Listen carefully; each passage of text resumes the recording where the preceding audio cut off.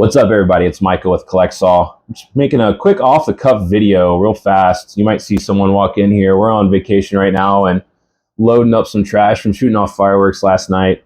Getting ready to head out and do some fun things with the family. But just want to talk real quick about the Pokemon industry, manufacturing, where we're at right now. State of Pokemon. How about that, right? We've been doing this for probably 3 to 4 years, maybe I think 4 years, in some form or fashion. It's kind of grown into what it is now for CollectSaw. And if you don't know who we are, we're a family-owned company. We employ several streamers, and I get all of my product from friends around the country. As I travel, try to build relationships there, and then I buy collections and so on. That's where all of our product comes from right now. We've been working to try to get distributorship for quite a while. It's really hard, really hard without a brick and mortar, which I'll talk about that here in a little bit. I'll talk about distributorship here in a little bit as well and our challenges there. But I watch a lot of like YouTube influencers from Pokemon, and Nostalgianomics is one I watch occasionally, and another one is Cards and All. But I want to talk specifically about Cards and All, his latest video. I'd encourage you to go watch it. I'm going to regurgitate a little bit of what he kind of says in there, but he talks about how, and this guy has multiple brick and mortars, had distributorship for decades, and he talks about how he is struggling to get product. He's struggling to get product across the across all of what he does. My wife was getting ready to come in. I think she saw I was on camera and ran. But he talks about after Black and White, distributorship's already telling him he's limited on his pre-release items. He's limited on his pre-release items. He's limited on his allocations he's getting, and he's forced to buy third party, which is a lot of what we do. We buy collections. We try to flip them. You know, as much as you want to hate on it, flippers have been around before this boom for a very long time. You know, card vendors and all that have been around for a very long time as well. Is it greater than it used to be? Of course, yeah, it is. It's boomed. People see a place to make money and they flock to it. We've been doing it for quite a while.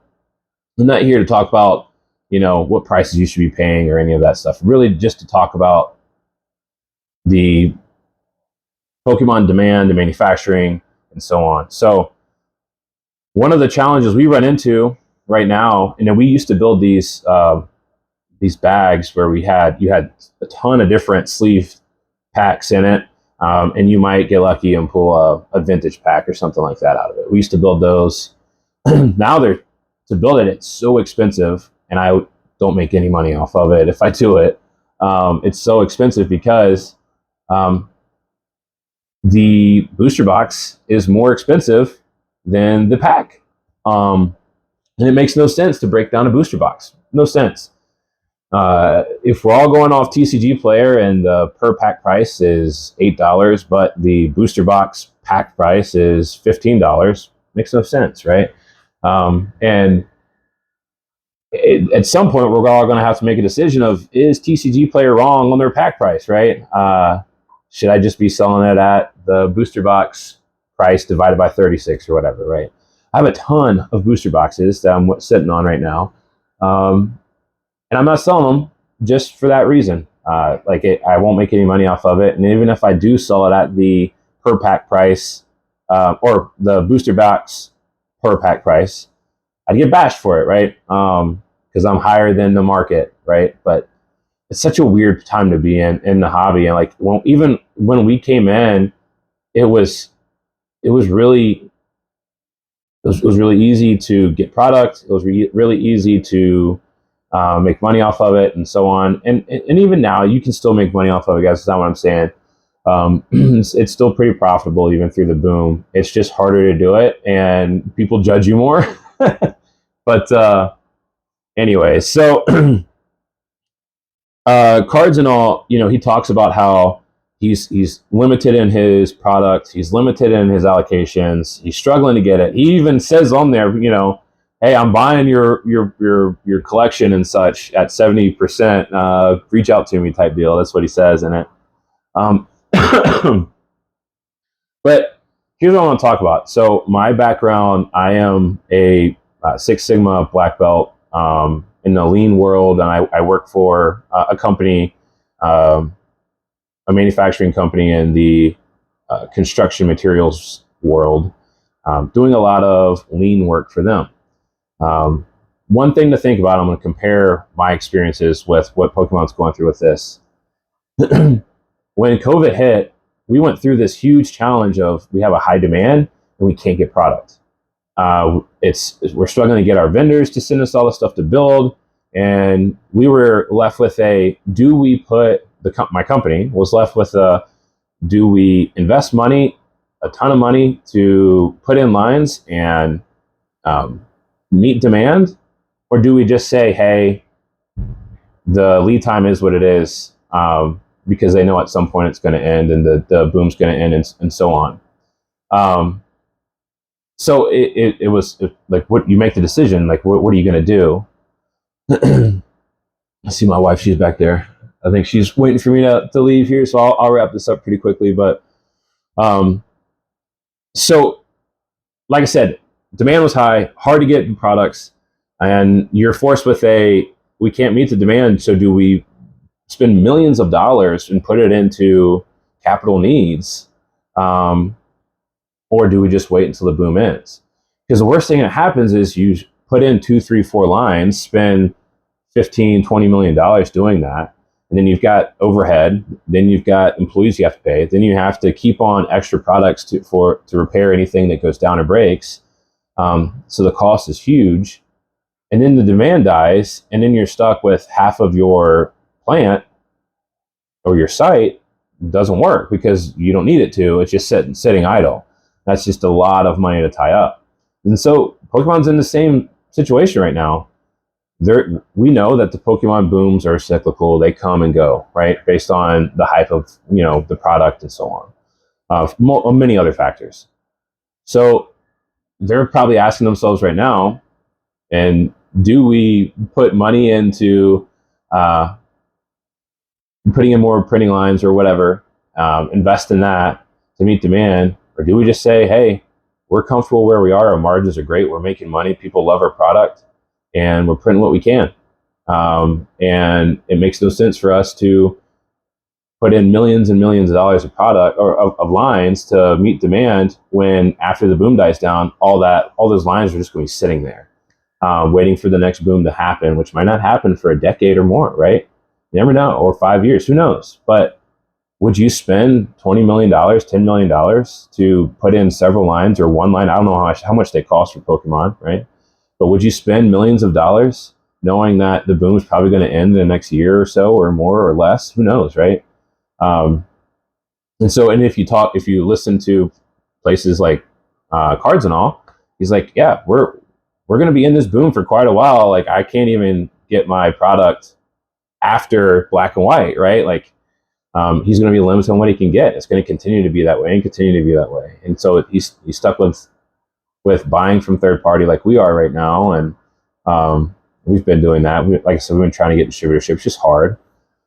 So I mean, that's my 2 cents from a manufacturing expert. I can self-proclaim call me that because I have all the degrees and such to show it and the certificates. But it's going to be a challenge for them, and it's going to continue to be a challenge. And one of 2 things are going to have to happen. Either they say, hey, our normal boom timeline is longer than it normally is, and so we're going to add a couple lines to capitalize off of it and meet some more demand, print some more, or the demand is just going to die.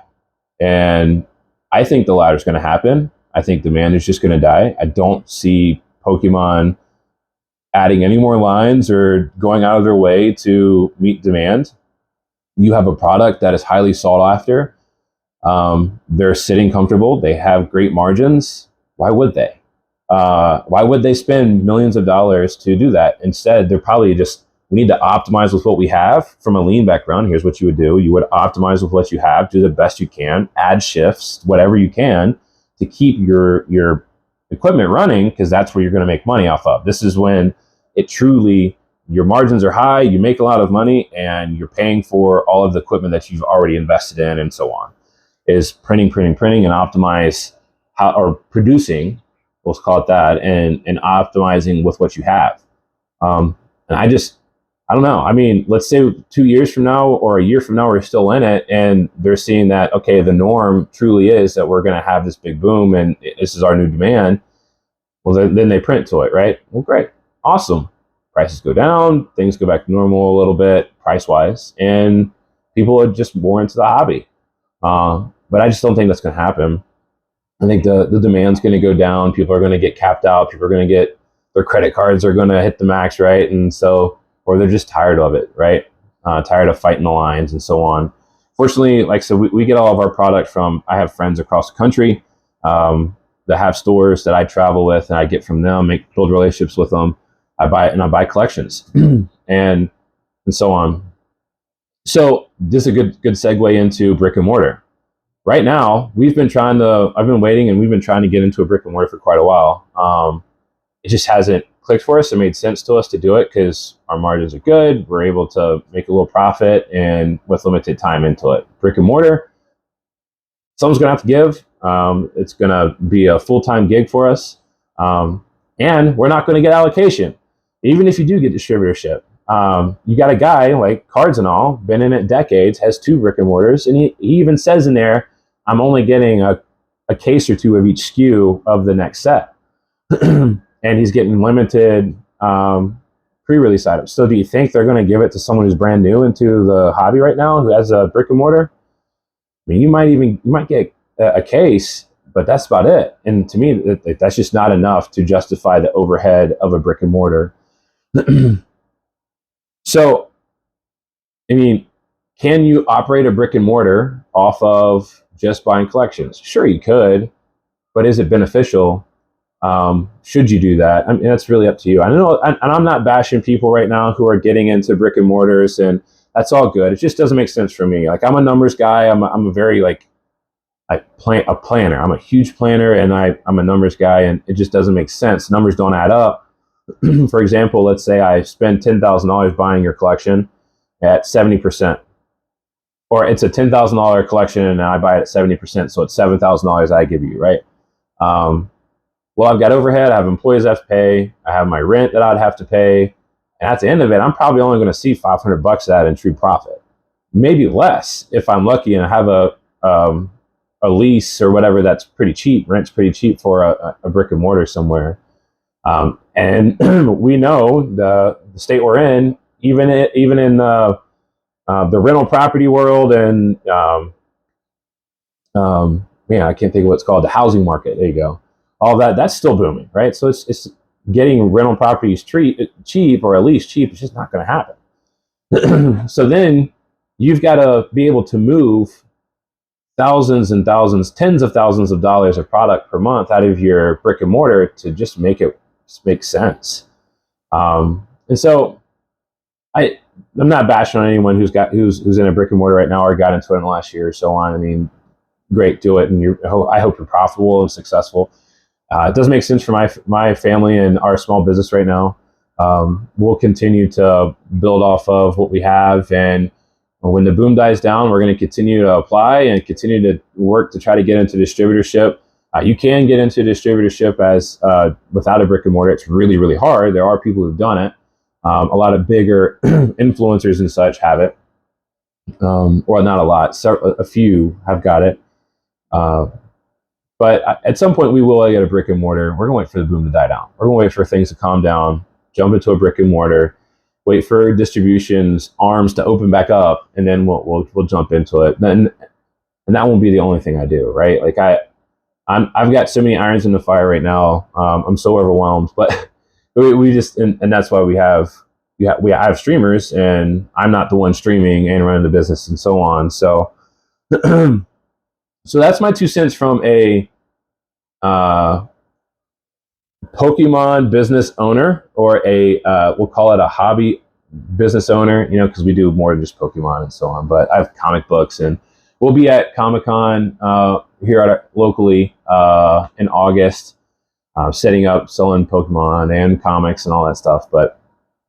And that's also my 2 cents on, from a manufacturing expertise background, why the boom's not going to go away right now unless demand just goes away, unless people just don't want the set.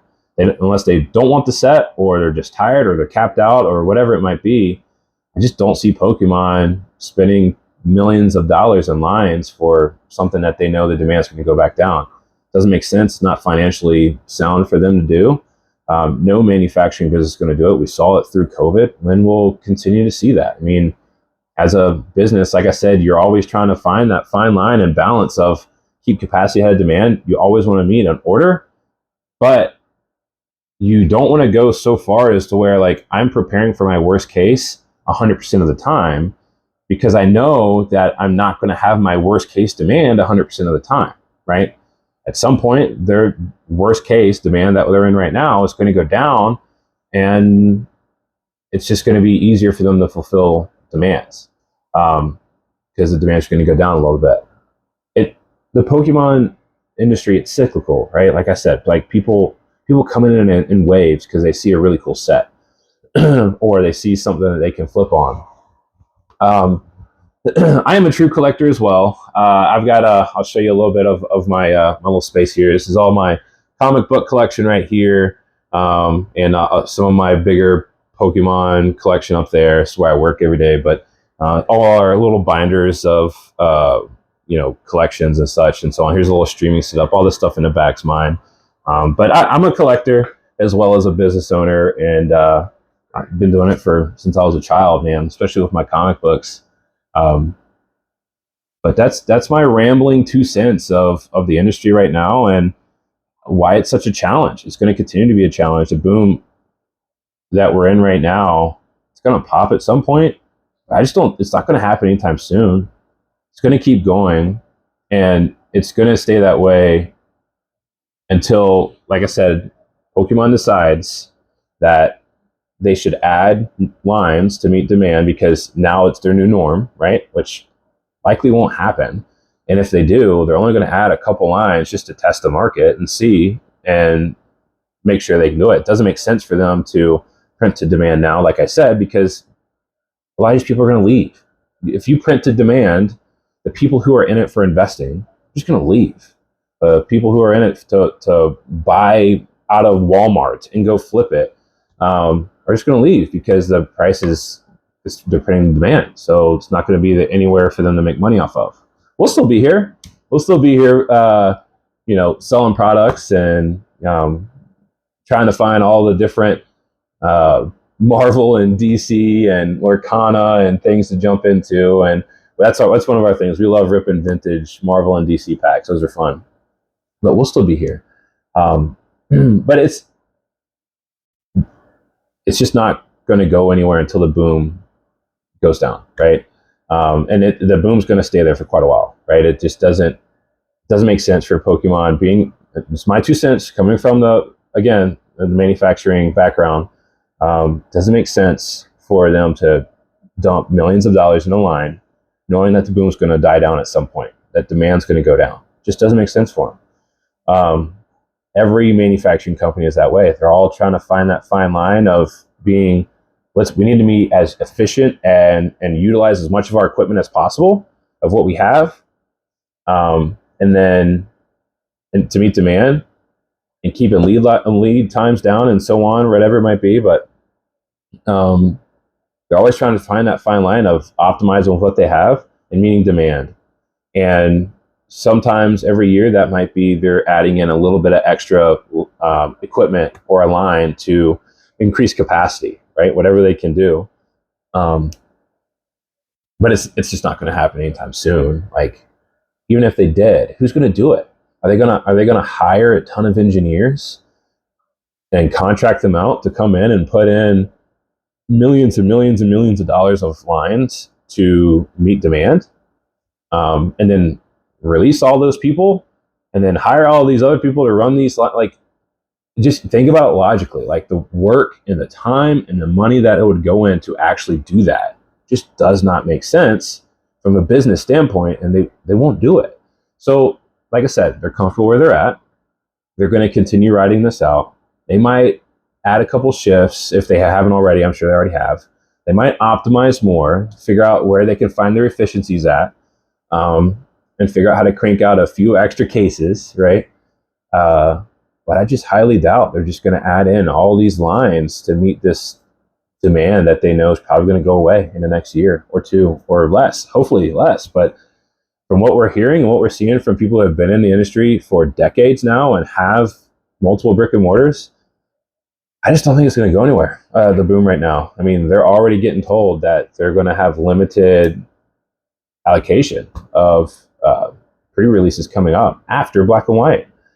And then like I said, with the people who are jumping into brick and mortars now, hoping to get distributorship, it's just going to get harder and harder and harder. Like, it just doesn't justify it. But that's kind of my brain dump for today. I've been wanting to make this video for quite a while, and I watched Cards and All this morning. I was like, I'm going to make it. I'm going to ramble, and whoever wants to watch it, go watch it. But that's my 2 cents from a manufacturing expert background and a Pokemon business that I've been running for the last 3-4 years. So thank you all. By the way, we are buying sealed product at 70 to 80%, depending on what you have. Reach out to us on our website if you want to do that. Or reach out on TikTok or Instagram, wherever. It doesn't matter. But we do buy product. If you want to sell us your product, we'll buy it. We'll talk through it all, and I'll pay for shipping and all that good stuff. And I'll try my best to give you the best deal possible.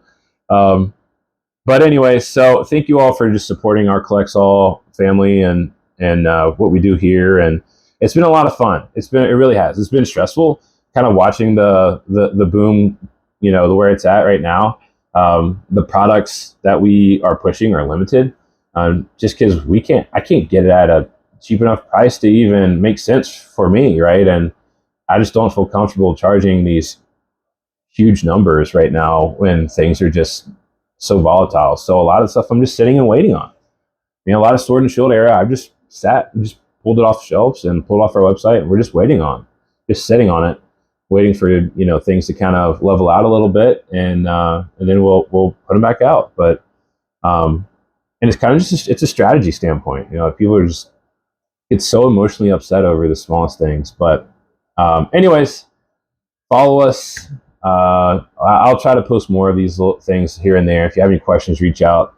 Sorry for my unprepared, unfiltered brain dump of all the things that are going on in my head about the Pokemon industry. Not that you need another person putting out videos of the Pokemon industry, but I thought it would be cool to add some insight on the manufacturing side, right? Haven't heard that one yet. So anyways, thank you all. Bye.